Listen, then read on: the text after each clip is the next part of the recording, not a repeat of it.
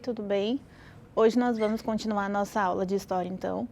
E essa continuidade que agora, como eu falei na aula passada, nós vamos falar um pouco sobre a Grécia Antiga. A história da Grécia, né?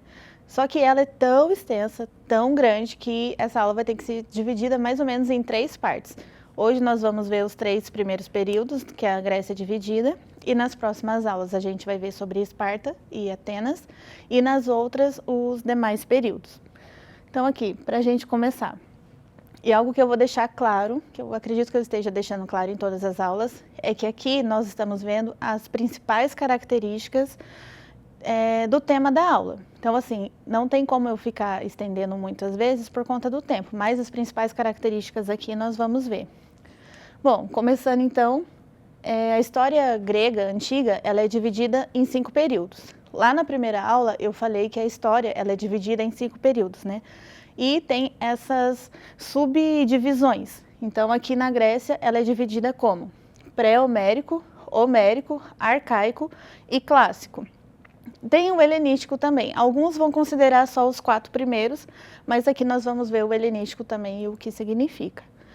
E algo que eu coloquei, 2 tópicos aqui que é importante a gente ter em mente, que diferente do que hoje a gente imagina como Estado-nação, lá na Grécia era um pouco diferente esse conceito deles. Então, se você pensar num Estado-nação hoje, nós imaginamos um país que tem as suas limitações territoriais ali, e esse é um Estado-nação. Aqui nós vamos ver algo diferente. Então eu coloquei aqui, conceito diferente de Estado-nação. Todos os povos que falavam o mesmo idioma, cultuavam os mesmos deuses e possuíam os mesmos costumes. Não era definido por fronteiras territoriais. Então aqui, ó, coloquei o mapa. Tudo isso aqui era considerado a Grécia. Eles tinham a mesma língua, os mesmos costumes e basicamente a mesma religião. Então vocês podem ver que ela não é limitada em questão de território, não é apenas aqui o que hoje é a Grécia. Ela pega quase todo ali os pedacinhos aqui perto do mar do Mediterrâneo e do Mar Negro também. Então aqui, falando sobre o mar Mediterrâneo, a importância dele para toda aquela região ali que o mar cobria.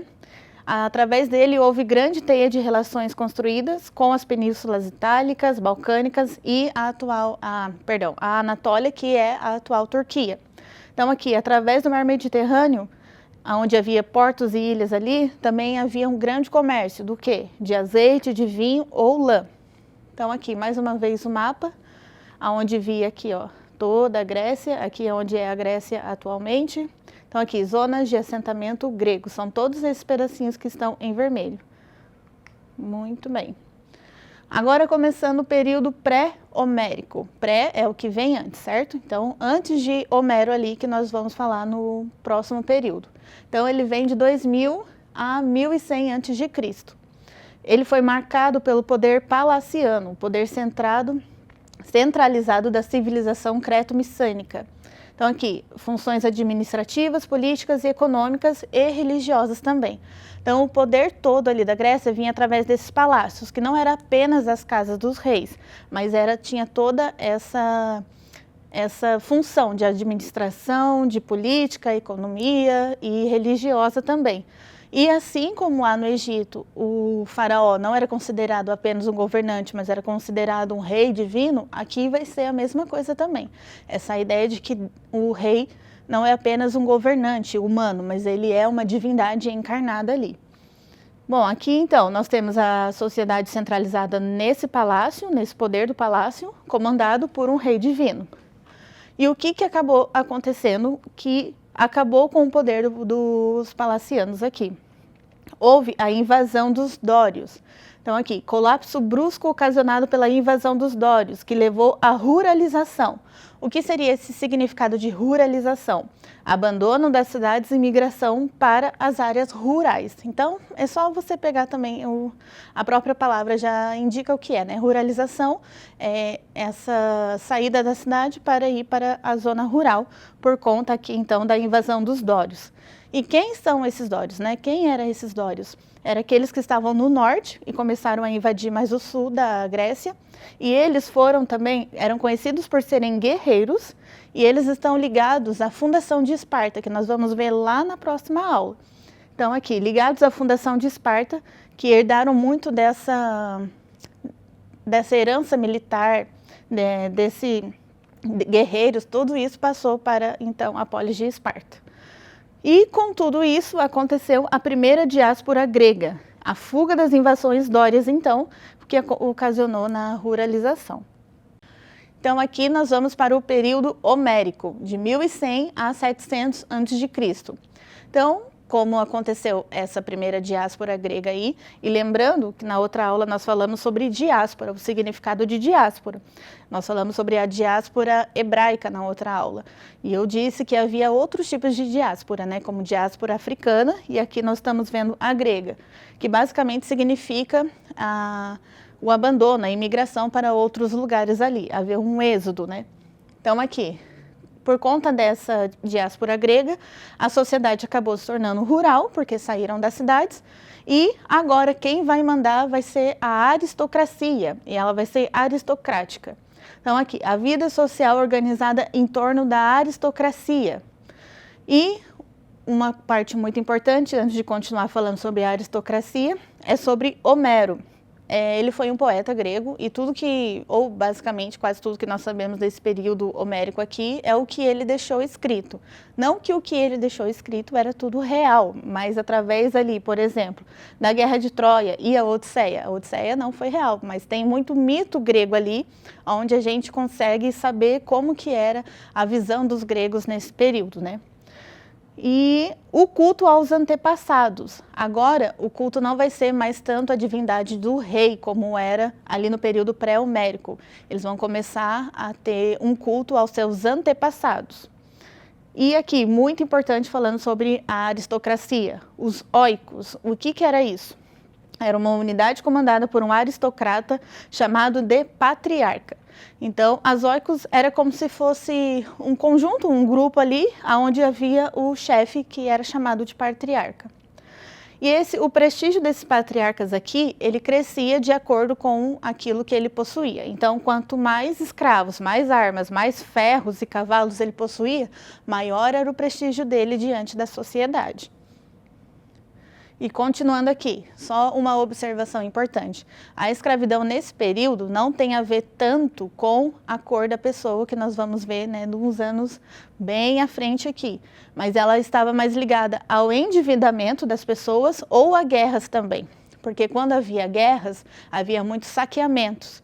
E nesses saqueamentos acontecia de levar pessoas também estrangeiras para serem escravos. Então, ou ela era por endividamento, a pessoa ficou endividada e por não ter condições de pagar a dívida, ela era levada para prestar o serviço como escravo, ou como guerras com os saqueamentos que aconteciam. E acabou se tornando a base da economia grega esse tipo de escravidão, então. E o que aconteceu? Aqui no período homérico começa a ascensão da metalurgia do ferro. Então vai acabar o período do bronze aí e vai começar do ferro. E como ele era mais fácil, o manuseio do ferro era mais fácil, ele começou então a ter uma maior difusão das armas, porque qualquer pessoa ali poderia agora manusear o ferro. E o que aconteceu também nesse período? Muito, extremamente importante. Vocês se lembram na outra aula? Se você não assistiu a outra aula, por favor, assista para você poder acompanhar. A adoção do alfabeto fenício, que eu comentei na outra aula também, que ele passou, o alfabeto fenício foi uma característica, né, dos povos fenícios e da civilização fenícia, e que ele chegou até nós, porque ele foi adotado então pelos gregos e depois foi para o latim, e por aí ele chegou para nós. Então aqui, a adoção do alfabeto fenício. Com a escrita e a compreensão mais fáceis, os escribas perdem a exclusividade agora.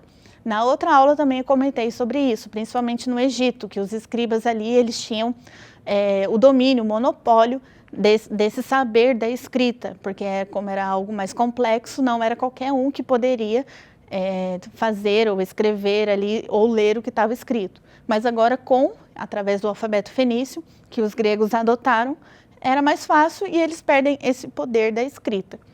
Bom, e com isso, o alfabeto mais as armas, como eu coloquei aqui, começa uma expansão grega. E agora vamos para o próximo período, que é o período arcaico. O período dele foi de 700 a 500 a.C. Uma das características desse período, não havia um exército permanente. O que acontecia? Não tinha espaço ali para heroísmo individual. Era fundamental o destino do grupo como todo, mais do que honras individuais. E é até bonito pensar assim, né? O pensamento era mais coletivo do que aquele heroísmo de uma pessoa salvar toda a nação e todo esse espírito heróico. Aqui no período arcaico era um pensamento mais coletivo. E aqui, já que não havia um exército permanente, quem é que fazia as lutas? Quem era os guerreiros?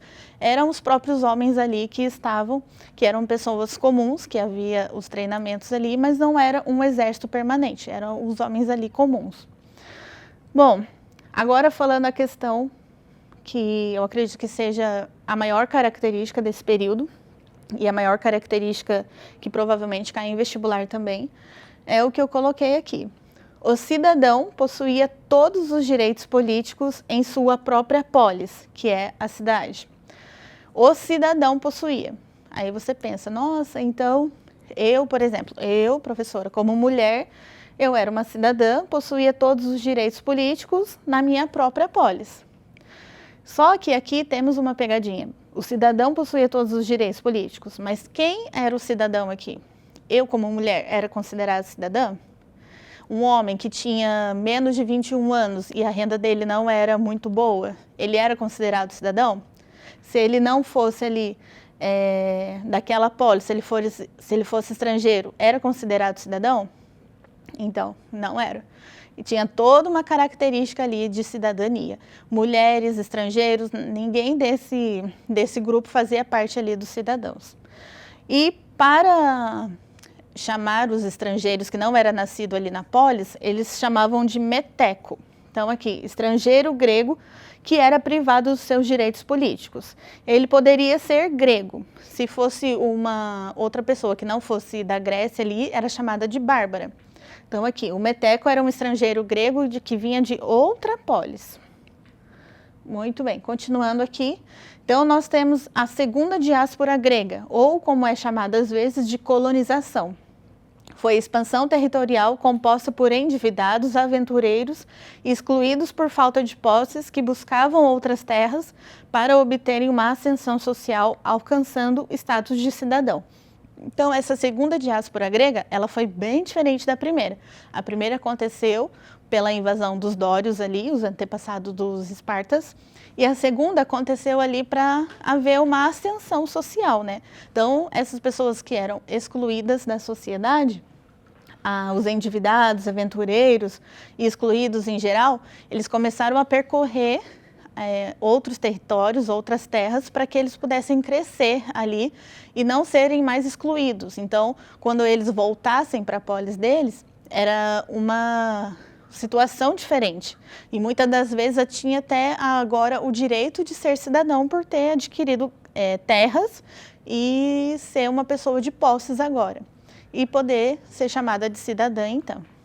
Então, para a gente finalizar, vou começar com uma pergunta aqui, que apesar de não ter falado diretamente de Atenas, eu falei sobre esse assunto. Então, ó, na cidade de Atenas, só era considerado cidadão quem nascia na cidade.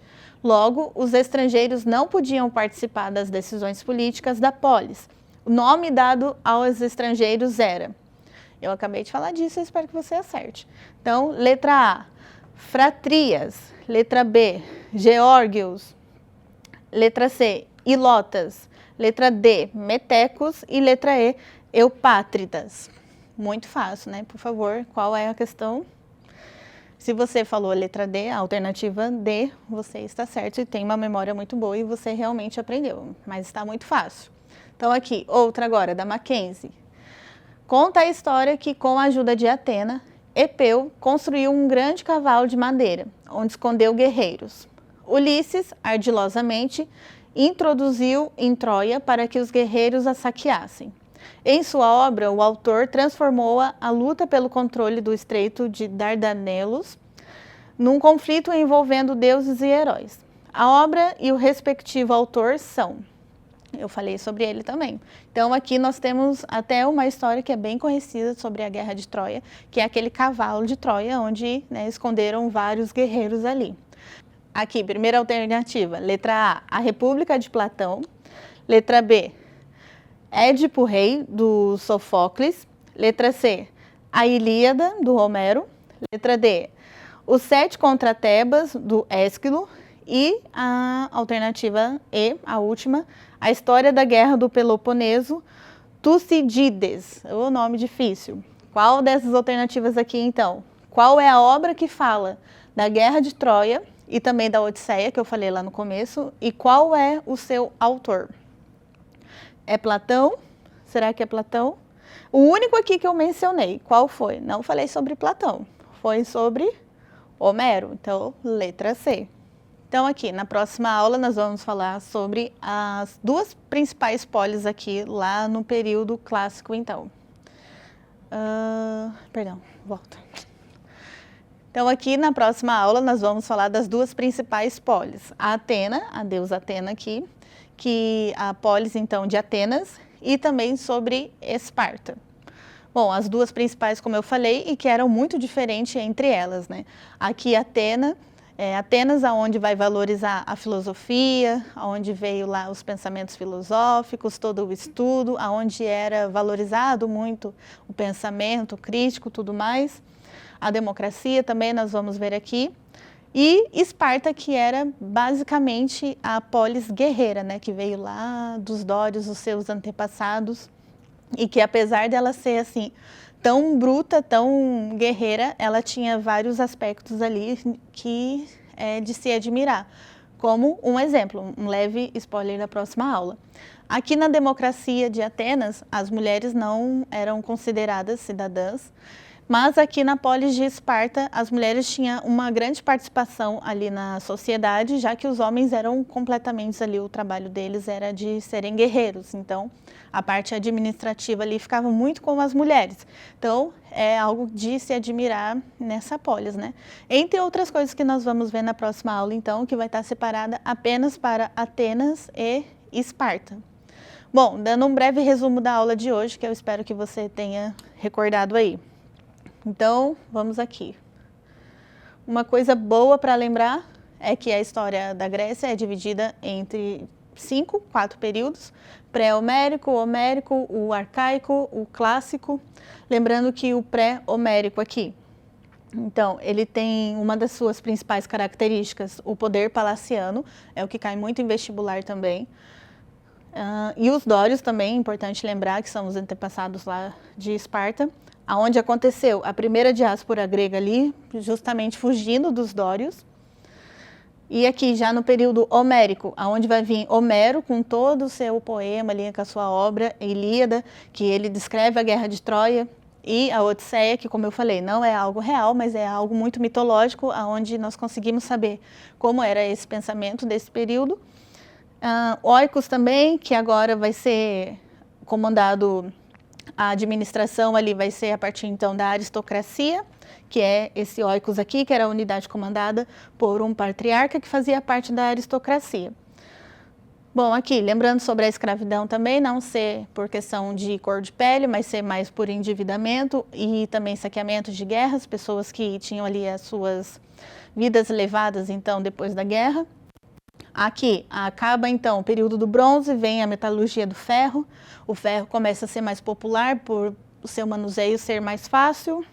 A adoção do alfabeto fenício, então algo muito importante também desse período. E o alfabeto, mais as armas, também acontece a expansão grega. Então o período homérico tem muita coisa aí de característica importante. Então aqui no período arcaico, então, é marcado pelo nascimento da polis, que eram cidades-estados, que agora sim, então, tinham um limite territorial ali demarcado, né? E quais eram as características da polis? Templo localizado na parte alta da cidade, dedicada aos deuses. Eu tenho certeza que em algum filme, em algum desenho, você já viu aquele templo, né? Por exemplo, no desenho do Hércules da Disney, tem aquele templo lá no alto, onde é consagrado a Zeus. Então aqui, e a política, como que era? Formas de convivência e de organização. Então aqui começa a ver essa política que era considerada até uma forma de superioridade aqui, principalmente para Platão e Aristóteles ali, que eles viam essa diferenciação do ser humano conseguir resolver os seus problemas através do diálogo, enquanto os animais, por exemplo, não têm essa consciência, esse raciocínio de dialogar para resolver problemas. Então, eles viam a política como uma forma de superioridade de resolver os seus problemas através, então, da conversa e do diálogo. Outra coisa aqui, não havia um exército permanente, mas eram as próprias pessoas, os próprios homens ali, que na hora da guerra precisava, eles que iriam. Depois, os cidadãos aqui possuíam todos os direitos políticos, mas quem eram eles, né? Eram mulheres, eram escravos, eram pessoas de menor de 21 ou 18 anos, dependendo. Não, tinha todo um critério ali. E o meteco, então, que era o estrangeiro grego, lembrando, estrangeiro, mas que ainda era grego, porque para outros tipos de estrangeiro que não fossem gregos, era chamado de bárbaros. E a segunda diáspora grega, ou também chamada colonização, foi a expansão territorial bem diferente da primeira, que era mais aqui para haver uma ascensão social para essas pessoas, que eram endividados, aventureiros ou excluídos. Bom, então aqui na próxima aula eu espero você para ver mais sobre Atenas e Esparta aqui e até semana que vem.